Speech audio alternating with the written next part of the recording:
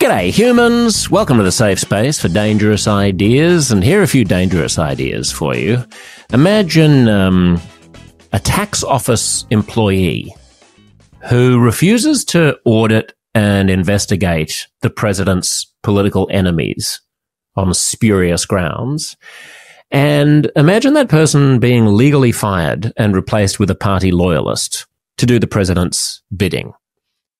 Or imagine a civil engineer who blows the whistle on a dangerous, shoddy new bridge that's been commissioned being fired by the governor who wanted to claim credit for the bridge, and that firing being legal, and the governor just installing a civil engineering hack or a political appointee to say the right thing about the dangerous bridge. Or imagine a fish and game warden who enforces rules around fish catches being fired by a politician who couldn't get the rules changed and just wants to punish whoever disagrees with him and install people who don't enforce the rules. These are the kinds of things that happen in authoritarian and corrupt countries.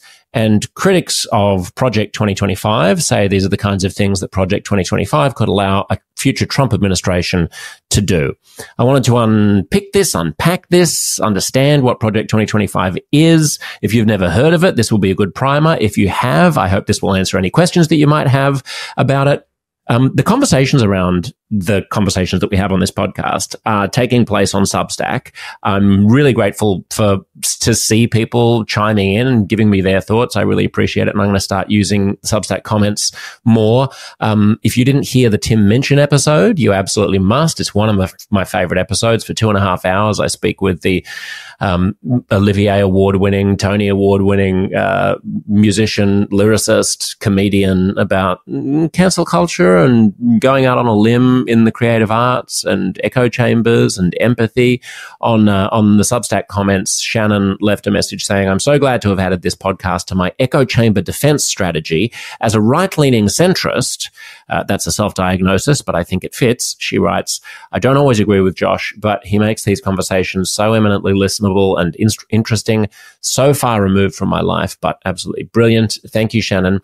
Another person says, "The line of thought that started with extending agency and empathy really needs to be heard more." This is one of the biggest pieces of feedback that we've gotten about the Tim Minchin episode, is this distinction that Tim made between agency and empathy, saying that oftentimes the people who we extend, or the groups, the marginalized groups that we extend the greatest sympathy to, are the ones that we expect the least of and actually give the least agency to. We can be condescending and patronizing to them because we treat them as being, historically disadvantaged. We impose the soft bigotry of low expectations on them.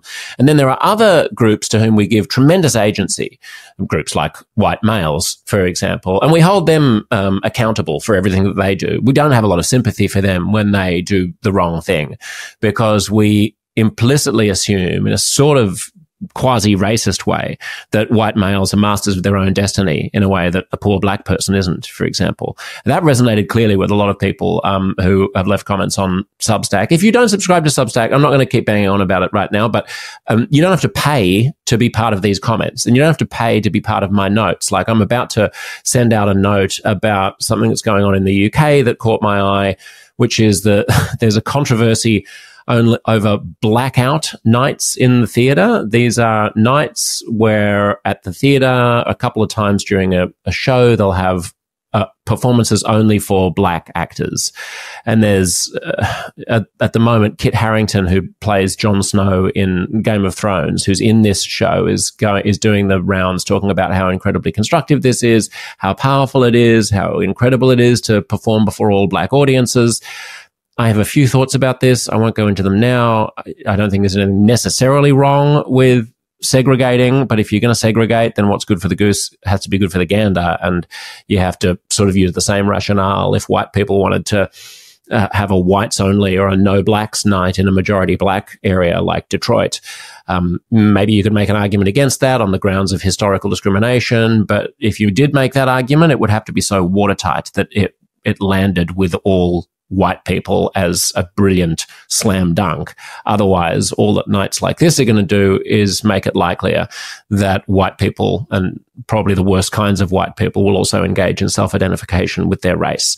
And that has never worked terribly well in the past. Nonetheless, if you're interested in that kind of thing and my kind of take, subscribe to Substack. It's free. Just go to uncomfortableconversations.substack.com, enter your email address, and you can sign up for the free tier. And then you can have, arguments about things that I've said on this podcast, and you can receive notes from me directly. Notes are a little bit like a sort of social media feed.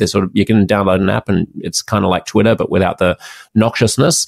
And then your comments will appear on the posts underneath a particular episode that you want to comment on. So that's all a little digression to get to this point about agency, because someone contacted me about this and said the following: I'm officially hooked to your podcast now. Your interview with Tim Minchin was amazing. I'd never heard of him, but I really dug what he was saying, probably came closest to my critique of progressivism today. And this person goes on to say, what he said about double standards brought me back to an unpopular stance I had on the Justice Kavanaugh hearings.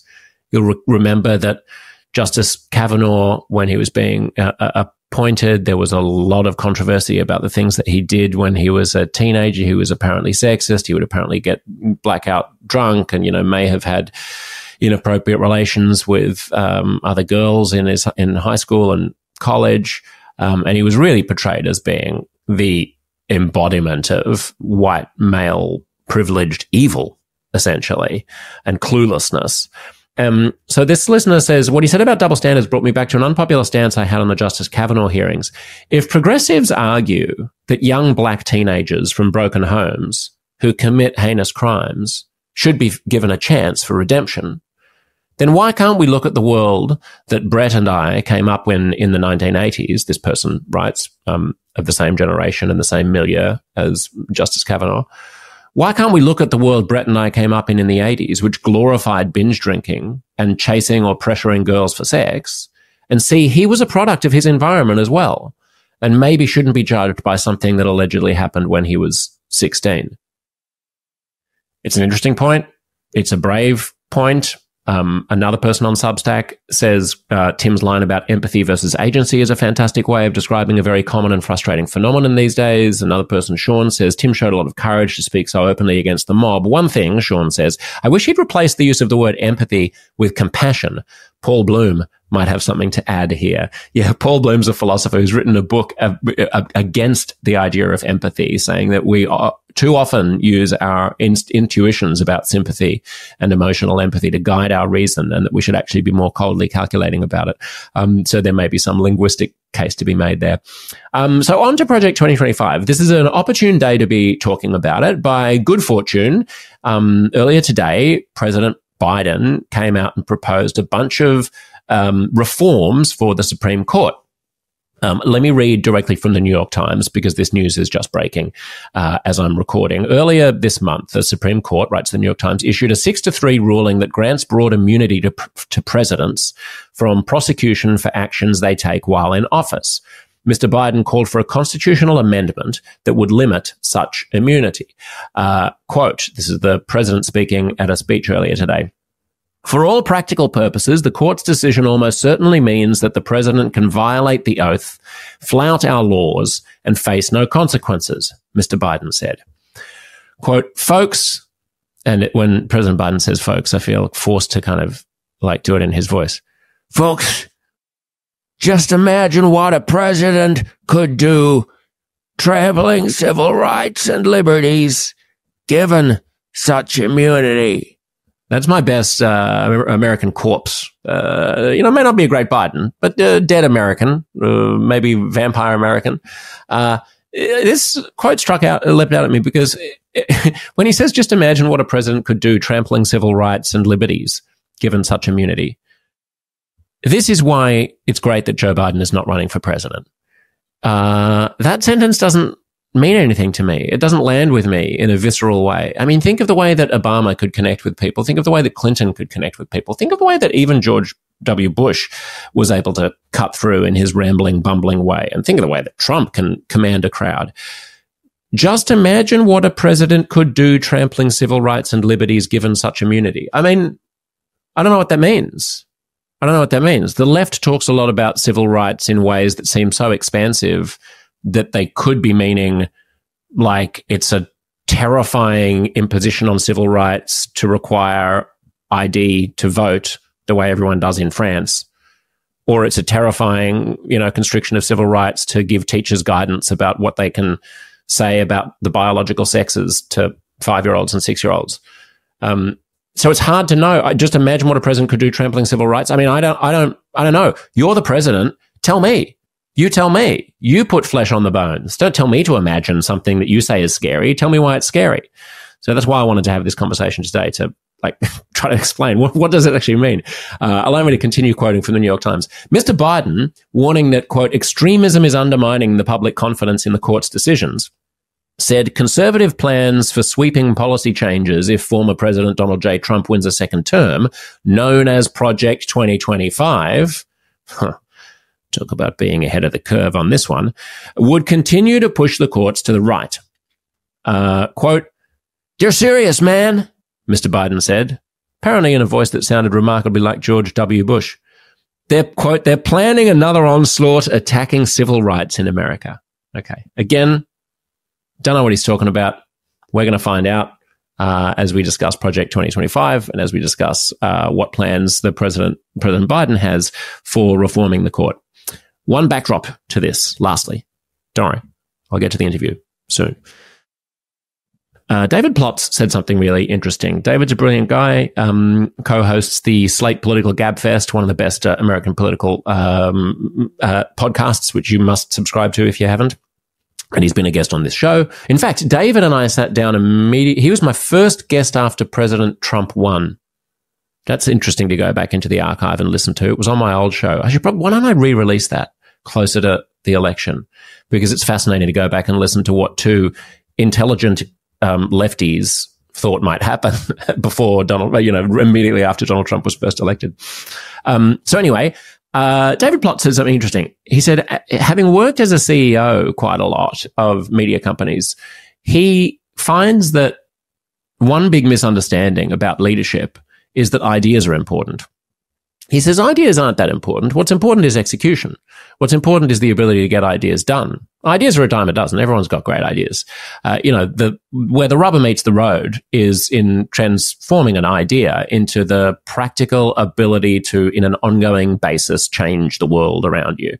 And he makes the point that what saved us in the first Trump term was the fact that they had no bloody idea what they were doing. Like, his people were not in place. He didn't really think that he was going to win. His transition team was lousy. Nobody knew what they were doing. And what I suppose differentiates the situation that we find ourselves in today is that they've had 4 years, not necessarily just him, but the people around him, people who realize the potential moment that this represents in seizing power for a generation or a century from the left.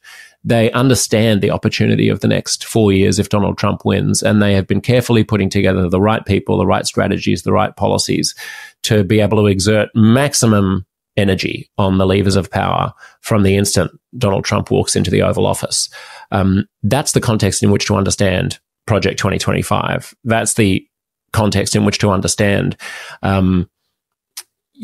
I suppose, the left's concerns about the salvaging of democracy and what to make of the word salad that President Biden is ejaculating when he says things like, just imagine what a president could do trampling civil rights and liberties. And I'm sorry to put the idea of President Biden ejaculating in your mind, but I was talking about language. I would get your mind out of the gutter. I was talking about words, the ejaculation of, okay, I'm going to leave it right there.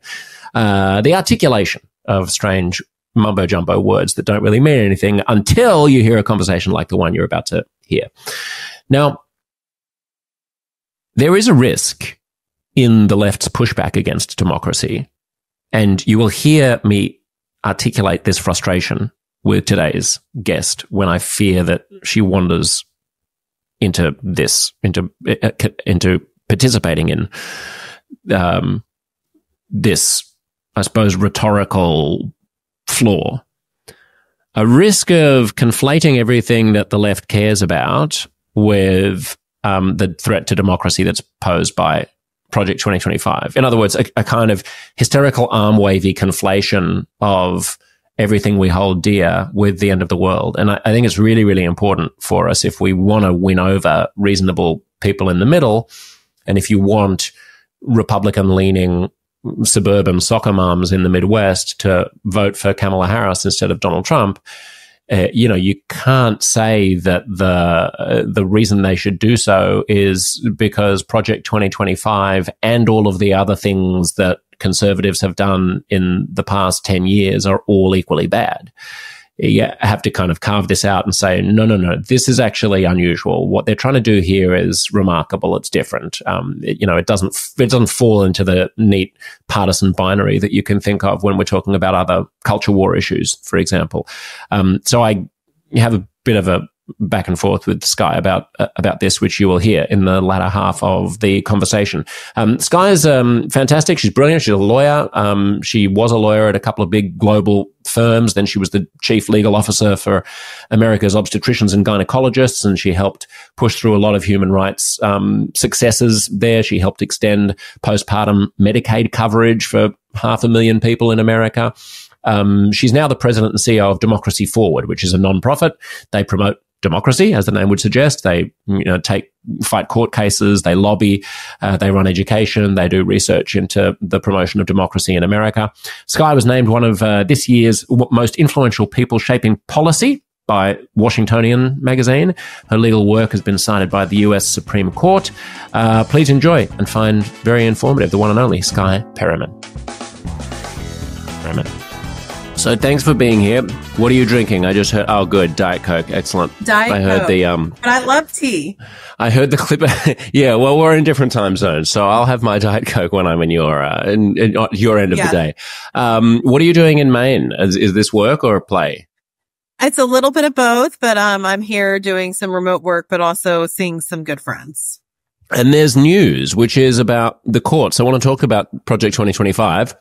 But you were just mentioning to me off the air that we have some news about what Joe Biden wants to do in terms of reforming the Supreme Court. What's happening?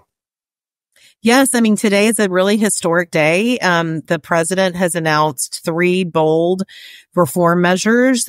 He is announcing support for a constitutional amendment that is clear that no one is above the law. He's actually calling it the No One is Above the Law Amendment. Right. But there's not, I mean, a constitutional amendment's not going to pass, right? So he's signaling that's a political move. It's not going to happen. I think it's a great, bold move to, call the American people to attention on what the Supreme Court's done with the Trump immunity decision and to put the full force of support behind this. But yes, it would obviously require levels of approval that unfortunately with the situation we now have is unclear if that would happen. He's also called for term limits for Supreme Court justices, which is which he notes that Congress approved term limits for the presidency more than 75 years ago. And that it's important that there be term limits for the Supreme Court. So he's actually calling, he produced an op-ed this morning in the Washington Post and then spoke again earlier today in Austin. And he's calling for 18-year term limits and a process by which each president gets to appoint 2 justices during their tenure to ensure that the Supreme Court is in keeping in step with our election results at the same time that there is opportunity for appointments. And that's been something that we've heard from both sides of politics for a long time, right? Like that it is a little bit weird that America has this arbitrary system where people just essentially die on the court. And then randomly one president might get, 4 appointments, another person might get 0. I assume this is being attacked as being a partisan move by Republicans who don't want anything to do with the Biden administration at the moment, or is there some prospect? It has just sort of been announced today, and we'll have to see how the news cycles go.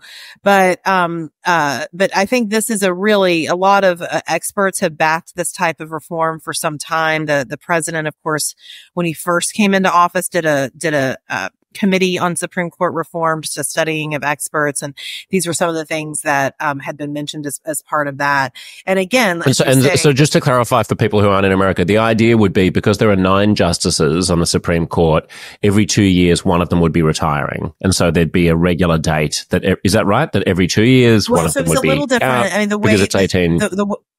Yeah, the way this proposal would work, it appears, and of course, I think there'll be more conversations. This is kind of breaking news today, but is that a president would appoint a justice every 2 years. So in a 4-year term for a presidency in the United States, each president would get 2 of those appointments, and that there would be a period of active service that justices are on the court, up to 18 years of active service.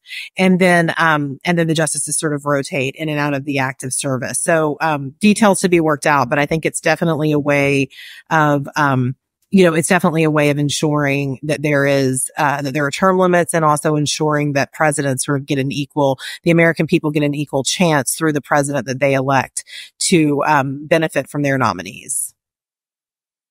Got it. And this just requires Congress to pass it. There's no constitutional component here. This is just this would just be a bill. Yes, the U.S. Constitution is quite clear that Congress has, a range of authorities over the court system in America and over the Supreme Court. And so this would be a congressional proposal. And then, the other reform, which is really important and seems very basic, and it's pretty unimaginable that we don't have it in the U.S., but we don't. It's a binding code of conduct for the Supreme Court. And that would be another thing that Congress would need to pass.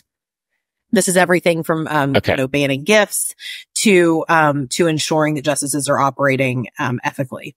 It's sort of weird in a way that the justice system is supposed to be so independent from the executive and the legislative branches. And yet the executive branch does have enormous power to constitute what it should look like, as long as it's not interfering in the justice system in a partisan way. You can change the number of people on the Supreme Court, right? I mean, the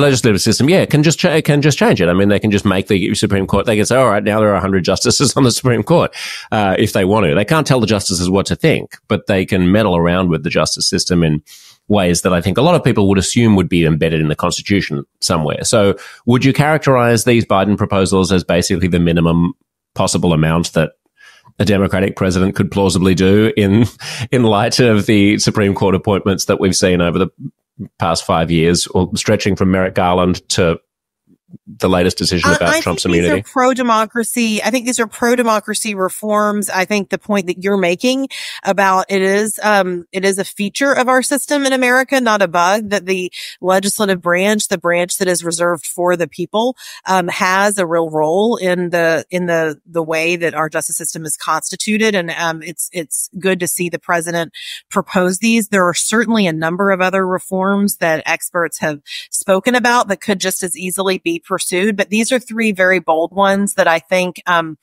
both try to deal with the very devastating decision of the Supreme Court that even suggests that that a president could potentially be above the law, which is what the constitutional amendment that he's proposing would do. And then of course the long-term ethics reform that we've needed with term limits as well, and limited service times, as well as binding code of ethics, which is just basic and essential. On the immunity stuff, when you say that was a devastating decision, can you just elaborate on why? Because obviously in this hyper-partisan atmosphere, it's easy to be offended by the fact that there was a criminal in the White House, and that he now seems to, if he wins again, be poised to get away with even more stuff, with even more impunity. And that is kind of galling to people who are fans of the rule of law. And on the other hand, the Supreme Court's decision did try to carve out these different areas of immunity, right? And say you can't do absolutely anything, but if it can be construed reasonably as an official act, then you are immune. And one of the portraits that they paint of a potential future in the United States is one where there's a retributive wave of prosecutions of prior administrations every time a president comes into power. And this idea that, you know what, you get your 4 years, you do you go for it, you be your little mini dictator for 4 years. The people then get to vote you out if they want to, but you don't want the next guy kind of picking through and rummaging through every single thing that you did and then hauling you before the courts like we're a tin pot South American dictatorship. What did you make of that case? I really think that the harms that Justice Sotomayor highlighted in her dissent, for those of your listeners that either heard it, have read it themselves or seen the coverage of it, where she really talks about, with fear for our democracy, what this means. Of course, these are complicated issues when you start thinking about immunity and presidential immunity. But in the United States, we have always stood for the proposition that no one is above the law, that high crimes and criminal activity is not something that people in the Oval Office should be engaged in, nor is it something that citizens should be. And so I do believe that this decision, I think the reason you're seeing the response, you're seeing this response, frankly, from people who have traditionally seen themselves as more conservative.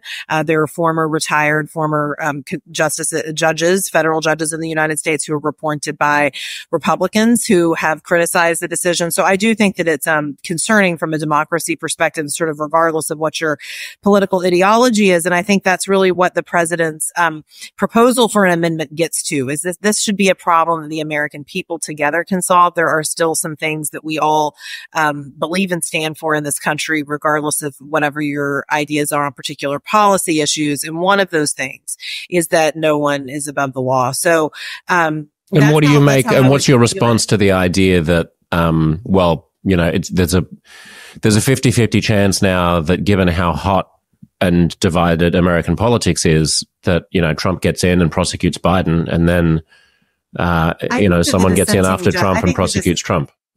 I think the dissenting justices were really clear about why those sort of kind of fact patterns were a bit hyperbole, and how you really cannot compare a type of fact pattern that you might imagine that way to what we saw with the prior administration and the prior, president who has been convicted of scores of criminal activity, including ones related to undermining our election system in the country. So but I'm not sure that follows, Skye. I can grant you that, and the concern can still stand, right? Like, we can say Donald Trump's behavior has been unusually criminal, and he's done things that are completely beyond the pale and he probably should have been prosecuted actually earlier, even before he was president, for some of his New York real estate shenanigans.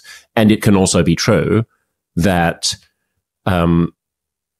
failing to expand presidential immunity could lead to a cycle of retributive presidential houndings.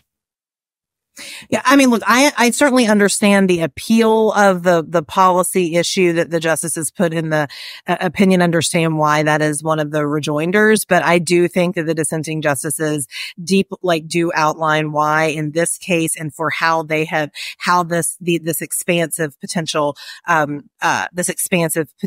version of immunity, that we have immunity in this country. That is one of the reasons we have immunity. But this was a real expansion that was to some degree monarch-like, and it is what caused, I think, the concern that we're seeing in the United States. And I would continue to note is not just from people that are more progressive in their orientation, but we're seeing this from longstanding conservatives who, have in prior times held positions appointed by Republican presidents. These things are really beyond partisan politics, and I think that's why you see the president taking such a step of proposing this amendment. And I also think that's why you see the continued concerns we've seen for some time around some of the structural issues with our Supreme Court, and the reason that we do need to make sure that our courts in this country are working for the people and are reflective. And how do you think the sales pitch for the democracy mission of the Democratic Party is going? Are these court reforms, for example? Let's take so I suppose in descending order of difficulty and ascending order of popularity, you're probably going from the constitutional amendment about to overturn immunity, to term limits, to an ethics code, right? And I would imagine that an ethics code would be as a standalone piece of legislation, probably the easiest one to pass and the most popular one with the American people, and the least consequential one ultimately. If you were Kamala Harris's advisor? Would you have her make these a significant platform if they don't get done in the dying months of the Biden administration for the next term? Like, how well is kind of technocratic stuff like this resonating with the American people? Well, I'll just say this. I mean, I'm not going to offer political advice, but I will tell you what we know about the American people. Right now, the American people are deeply concerned about the Supreme Court. They have seen the impacts that this Supreme Court majority has had on their everyday lives. This is not hypothetical or wonky anymore when you start talking about massively enhanced gun access. In this last term, there are millions of women who do not have reproductive health care access in this country, and including ones in states like my home state of Texas that are continuing to be denied of emergency care.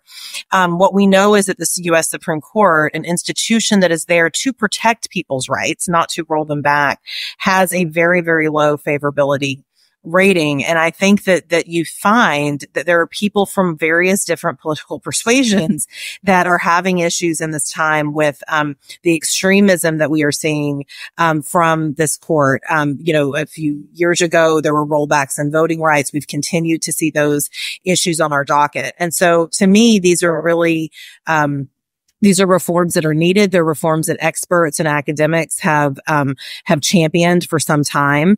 And I think that these are things that our American population can really understand and appreciate. People understand term limits. They understand needing a binding code of ethics. These are very basic reforms that are bold but basic for our system and really needed.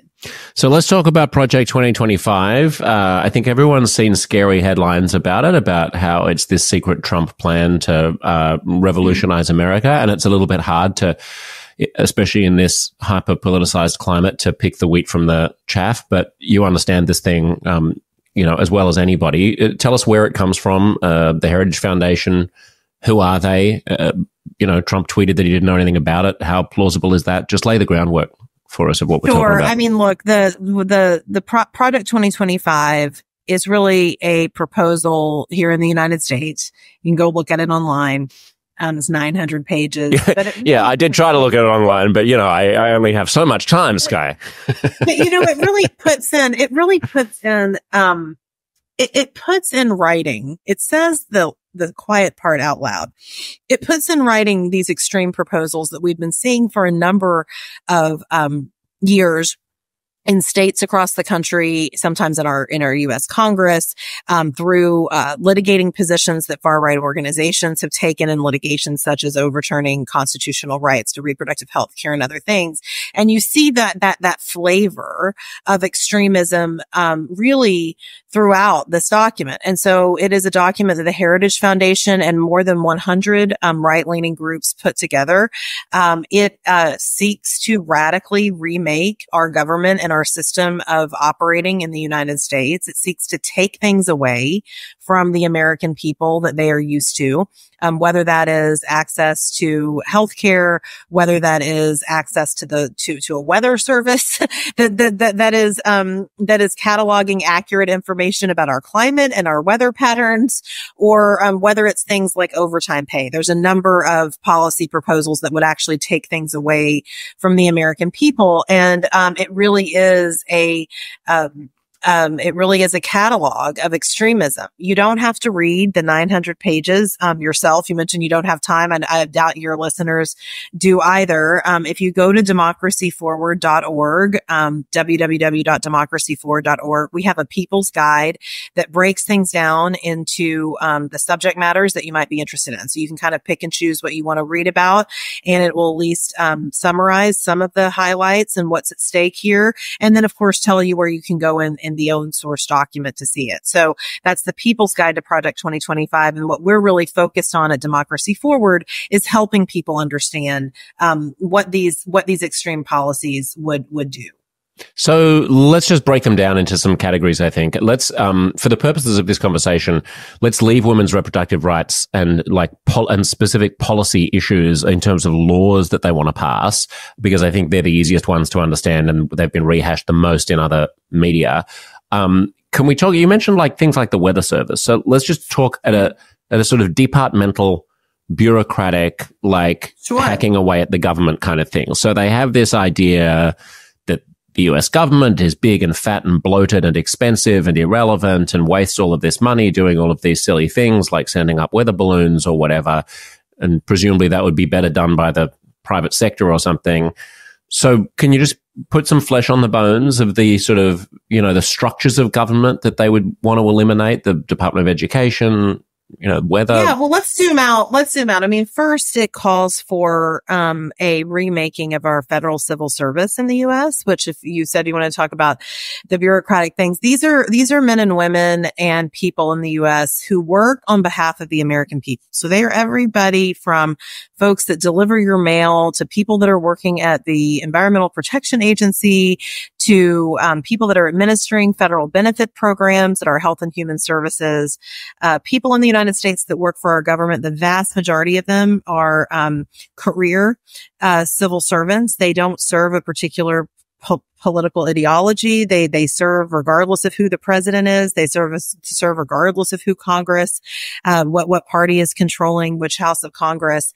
And Project 2025 seeks to dismantle that model and seeks to reclassify a number of our career civil servants into political appointees, so that and really has an idea that these people should be more serving the president and the president's ideology as opposed to our Constitution and to the American people. So when you take a zoom out, you wanted to talk about what the remaking of government looks like. Threats to the civil service is one of the main areas that we want people to understand and focus and pay attention to. There are 2.2 million civil servants in the United States. They operate in every state, and they serve a range of functions. And there are a number of threats to them that are outlined in Project 2025 that we also saw the prior administration. But you can go department by department. We can talk about the weather service, which is So let's pause. I'm glad that you did the 30,000 foot thing. Let's just pause at 30,000 feet for a moment before we get to that, because Sure. I think this is the crucial and probably scariest thing that I want people to get. It also differs in different countries, right? So people in parliamentary democracies, in my experience, and correct me if I'm wrong, is there more democratic churn in the leadership of the civil service in the United States, do you know, than there are in parliamentary democracies? Because I've always... So in Australia and the UK, you'll have like a head of the there'll be public health, for example, right? And you'll have tons of public servants who are scientists and data wonks and epidemiologists who work in public health, and they work there their entire lives, and they work for the government, and they are avowedly apolitical, and they don't change regardless of when the government changes. And a new government comes in, and some politician gets appointed to be the health minister, which in the US would be called the Secretary of Health, I suppose. And that person can set broad policy agendas, but those policies will be implemented by the same public service with the same leadership that will endure between administrations. And I always found it weird when I read, for example, about, President-elect Trump and his staff being, invited to have meetings at the Department of Agriculture or something. And some 22-year-old Trump acolyte would show up who had no idea about anything. And the Obama people would be like, holy shit, they don't have anyone. They don't have a transition team. They don't have anyone who knows what they're talking about. And my sense was that more of the changeover in US administrations, that there's less of an embedded public service that has a continuation between administrations in the US anyway, and that this would further undermine. Right. So that's a great place to start in terms of a broader view. I mean, from my understanding of many parliamentary democracy countries or other frameworks, there's actually less there are actually less political appointees, and so we in the United States have a number of the agency heads as well as individuals that work directly for them. Those are politically appointed positions. They do change with the elections here in the U.S. And then we have, a number of the rank and file and including some of our best experts that are career, that are there to serve the American people regardless of what the political whims are of the country. And so in the U.S., we do view this as so fundamental fundamental and important. And for the reasons that you mentioned, there already is a significant there's a significant changeover often between if one political party is coming into the presidency versus another one. And so this is really quite a devastating proposal. It's one that we saw in the prior administration. It was called Schedule F. That may be what you or some of your listeners will see in the media which was a proposal to reclassify workers earlier this year. The federal and then just pause on that word reclassify, right? So the basic gist here is that you would reclassify a career public servant. Let's just say that there's someone who works in, I have a friend who works in the Australian government who is an expert in water and helps the Department of Agriculture know where farms can go and stuff like that. This is a person who has a PhD, who is extremely learned. But your idea about reclassification here, well, not your idea, the Heritage Foundation or Schedule F idea, would be that a new government could come in, notice that this person has been tweeting in ways that they don't like, or has been expressing public opinions that they don't like, or has written, I don't know, is obviously someone who's not on their side of politics.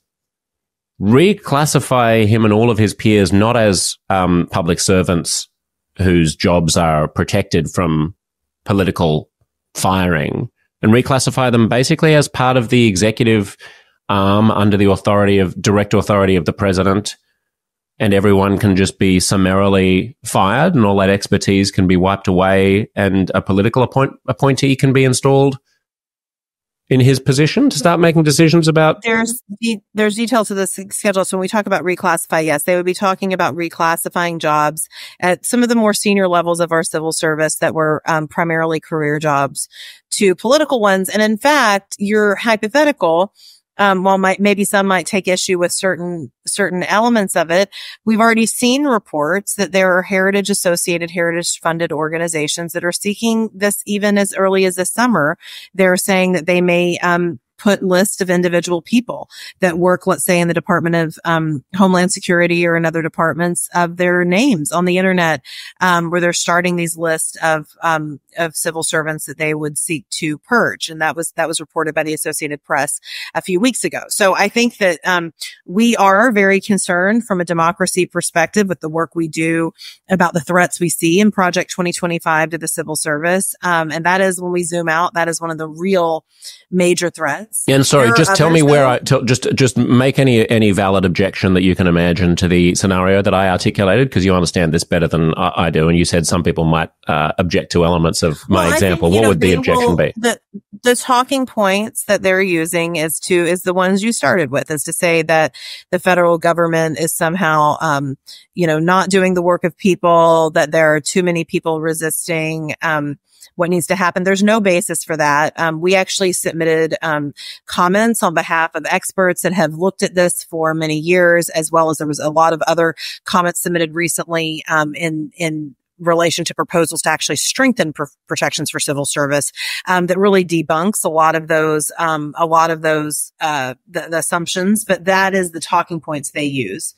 And the talking points are that the civil service is being recalcitrant and is not following. It's somehow right. It's somehow sort of a deep state. You might hear that word. But the problem would be that I'm not even sure that it would be a bad thing for an expert civil service to push back against and the desires of an administration if those desires were unscientific. I mean, imagine a pandemic breaks out and you have a bombastic anti-scientific president who wants to do something silly like letting it rip, and you have career public health officials saying the epidemiology doesn't support this, and that president or that government getting angry at the recalcitrant career civil servants who are just part of the deep state who want to subvert the will of the people as it's expressed in democratic elections. It would be, this is a fundamental difference about what you think the job of government should be. Is the job of government just to enact the will of the population as they express it through at the ballot box, regardless of how stupid that will is? Or is the government also a team of really smart people trying to figure out how to make the levers of institutions work, and sometimes that will be at odds with the whims of elected officials? and that's fine. Certainly speaking truth to power is a foundational value, of many positions in our government. And that doesn't mean, but I will also say we have not seen, there is no evidence of some, and this is really important because we hear this, information over and over, but there is no evidence of some deep state that was preventing, valid proposals and policies. I think what you do have is law-abiding civil servants that aren't going to break the law and that definitely care about facts and science and evidence. But there hasn't been, these are civil servants that served under the Reagan administration, under the Bush administration, under the Clinton administration. I mean, many administrations that don't see eye to eye on a number of things, but yet we've never had this sort of targeting of our civil service as we appear to be having at this moment. And that might lead you it might lead you to ask why. So that is a major area where we're highly concerned about what will happen to the American people. This isn't just about how we look at our government or what it looks like on a chart about, how we organize our executive departments. These are people that go to work every day to do the work of the American people, to implement policies that need to be implemented, to make sure that we have clean water, to make sure that our air, that they're studying air particulates. I mean, medication safety. I mean, this is the functions of the federal government. And we certainly don't want the expertise of our civil servants and the commitment of them to be targeted and undermined. So that's a major feature in Project 2025 for your listeners that may want to learn more. In addition to the People's Guide that we have on our website at Democracy Forward, we also produced a report that you can find on our website on the impending danger to the civil service in the United States that goes through a number of these threats that we've seen extreme organizations propose and that we've seen extreme politicians propose. And sorry, Skye, just to clarify, how does this Schedule F idea actually get enacted? Is the idea that the president just signs an executive order that reclassifies all the civil service? Does it need an act of the legislative branch? Will it go to the Supreme Court? That is certainly what this idea was. I will tell you of some good news. We get good news these days too. This year, the federal government, the Biden administration, proposed and finalized a regulation that enhances protections for civil servants. This is an important step. Many pro-democracy groups in the United States supported this effort, and it will make it harder for a future administration to seek to target and undermine our civil service. But we have understood that some of these organizations and groups really, the rule of law is not their primary motivator, and so we definitely take these threats very seriously. But we have seen enhanced protections as a result. How did President Biden pass the enhanced protections? Is that with an executive order or is that a law? He did it. He finalized a regulation. So it went through a full notice and comment process, became a final regulation. That is not something that can be undone by executive order. Oh, okay. So it can be undone how? You'd have to pass a law? Well, there's a variety. I mean, sort of how you can rescind regulations. I think, a future administration could seek to try to rescind it. It would take some process to do that as opposed to being able to do it day one. Of course, we saw in the prior administration, they try to rescind a number of things that they should have gone through process for, but there's definitely, and then of course there would be some legislative mechanisms as well. But and just to clarify, President Biden was doing this essentially in response to all of the rumors about the possibility of what Trump might do. Can I feel somewhat reassured that the Biden administration is putting in place as many roadblocks as they can, as many impediments in advance? Yeah. So the Office of Personnel Management, which is a executive office of the United States, under being led by appointees by the Biden administration, as well as career civil service staff, proposed, sought comment on, got feedback on, modified, and then finalized a regulation to try to help protect our civil service in the country. It's a very strong step. We were pleased to support it, as were a lot of other pro-democracy groups. And what does it do exactly? Does it say that you're not allowed to be fired for XYZ reason? It seeks to enhance protections for civil servants. For why you can be dismissed. Specifically to enhance protections to prevent the sort of an expedited reclassification through Schedule F. Okay, but the idea prior to that regulation, that the idea was that the president should be able to unilaterally enact this reclassification, assert that he has the right to do so constitutionally. That would presumably get challenged, and you'd fight it out in the Supreme Court. That's what we saw in the final days of the prior administration. I mean, Schedule F is not something that was just made up and is just now coming to be known. That is actually something that was enacted in the final days of the prior administration that the Biden administration, immediately was able to reverse through executive order, and then has now taken the extra step of passing or of promulgating, important final regulations to protect the civil service. That said, we view the threats to the civil service, the misinformation about the civil service, and the sort of range of threats that we're already seeing targeting of certain employees as deeply problematic. And they're embodied in Project 2025. And it's one reason we're continuing to do work to oppose those policies. Okay, so let's suppose that the civil service ends up being under attack under a Trump administration, and the person who is monitoring the rehabilitation of the wolf population in Yellowstone or something like that is all of a sudden, out in his ear because he's not a sufficient Trump loyalist. What are the specific areas that they're most anxious to do away with? You mentioned weather, and which would be deeply worrying in terms of the climate crisis. So I'll just say, what we know about anti-democratic actors, they're not a fan of the rule of law because laws and regulations mean that you can't just exist with your power and do whatever you want. They also don't like facts and evidence and science because those things also check maybe an alternative version of reality that they're seeking to peddle. And so throughout Project 2025, whether it's with respect to weather patterns, whether it's with respect to climate data, we see a number of proposals to undermine either the correct reporting of information, or even undermine the very offices, like our oceanic office, NOAA is what it's called, which maintains our weather service, like that, even to maintain it. So that's one piece, is in climate. We see massive attacks on public education, including efforts to privatize public education in the country, efforts to undermine or eradicate the Department of Education. I mean, these things are in the document. There are a number of highly concerning labor policies that would prevent people from obtaining overtime pay to which they are entitled, that would seek to relax worker protection standards. These are really kitchen table issues. The civil service, I'm so glad that you're interested in it and that your listeners are interested in it, because we think that, of course, attacks on the civil service will affect our everyday lives. But these other issues are really, truly, you don't go through your day without collecting a paycheck, hopefully, or without trying to send your kid to a good school. These are really kitchen table issues where Project 2025 takes a number of extreme just a number of extreme positions.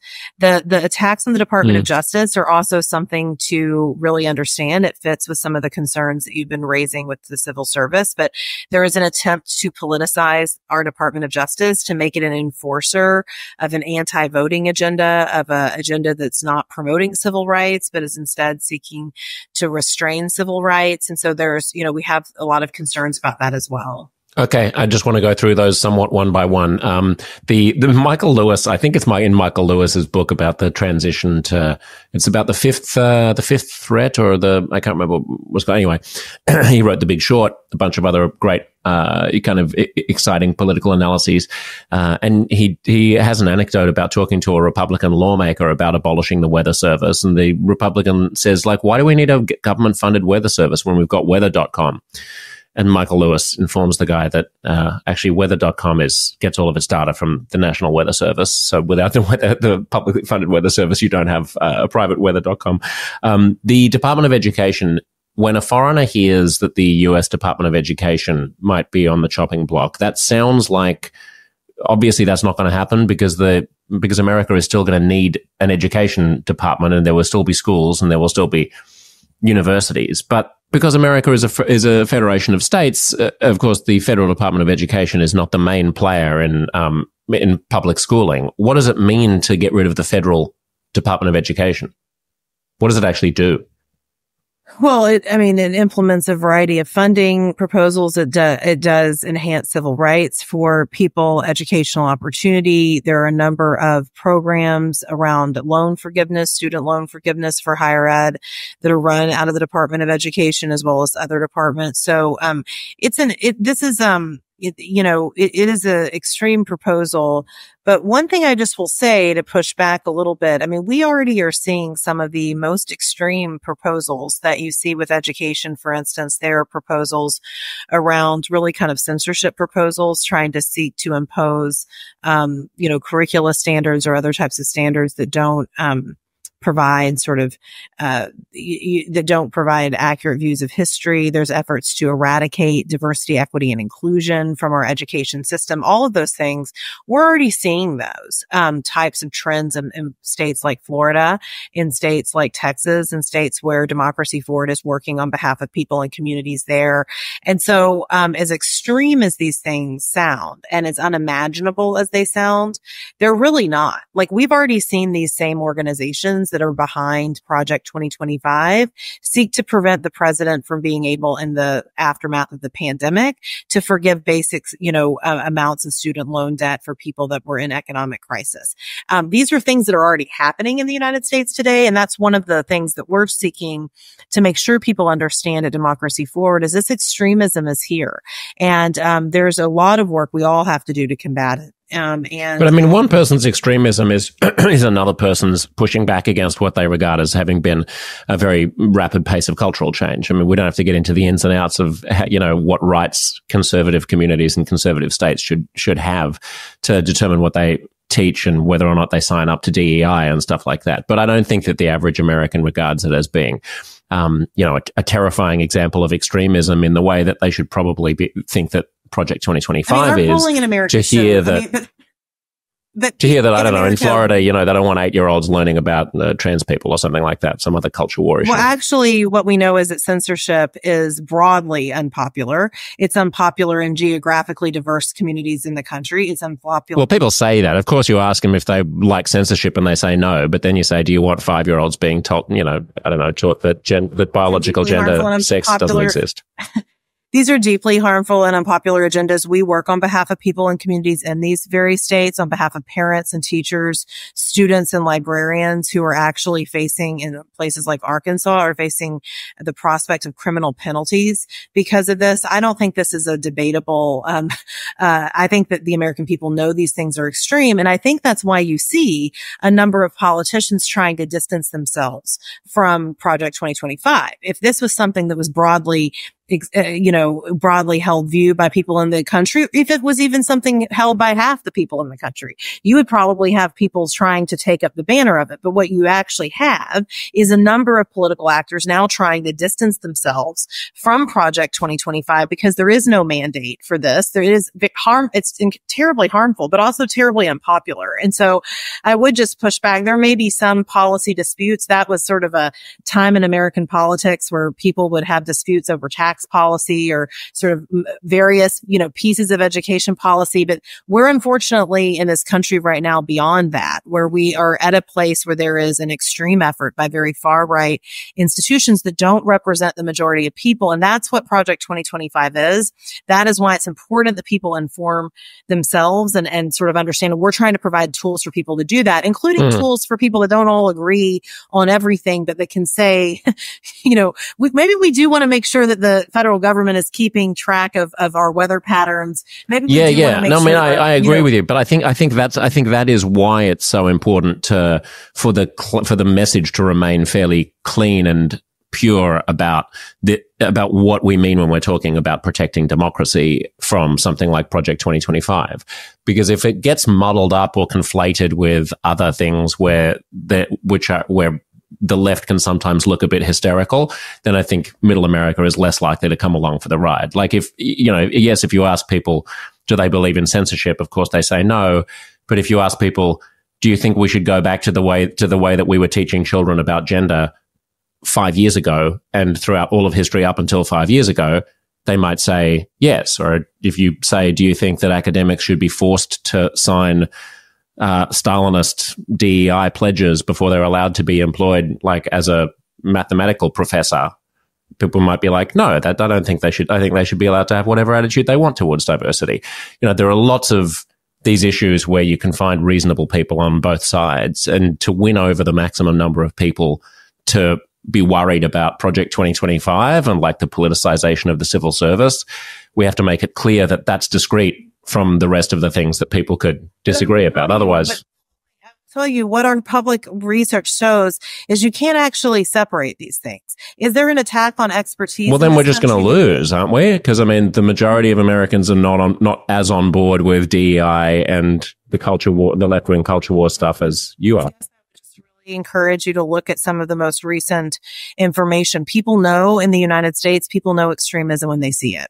And what they see with Project 2025 is extremism that does not represent the majority of people in this country. People may but you're dodging my point by just talking about Project 2025 instead of like, my point is that we need to be clear about what the threat of Project 2025 is, because if we conflate it with a lot of arm waving about, protecting democracy from, I don't know, state laws that tell elementary schools what they can teach about gender or something like that, then we drag it down into the miasma where it's a much easier battle for the opposition to win. I will just say, as a person that has teams working in these communities every day, in the very communities that you're talking about, these agendas are deeply unpopular. When you start, if they were, there wouldn't be a threat of Trump winning. To jail. When you start talking about sending a librarian to jail in Arkansas, which is when we talk about some of the anti-education equity policies, that is what is embedded in some of this extremism. It is what certain states are already doing in the United States, or seeking to do. They're not doing it because we've sued and been able to stop them on behalf of community members. So I will say, I think that there's a lot more in this country that unites the American people. And that is why you see uniformly people are rejecting the extremism embedded in Project 2025, whether that is a civil. Well, then why do you think there's no risk that Trump wins? I felt like if we can be as cavalier as you seem to be about how unpopular it is, then we don't have to really worry, because there would be the far right would be wildly unpopular and Trump would would have no chance. I think what you've seen in the United States, and this is why, as you know. To hear the rest of this conversation, go to uncomfortableconversations.substack.com/listen, and you will get your own personal premium podcast feed with at least 3 extra episodes of the podcast every month and heaps of extra stuff, including the remainder right now of the fabulous conversation you've just been hearing. If it was worth listening to this much of, don't rob yourself of the rest. Pull out your phone right now and search for Uncomfortable Conversations on Substack.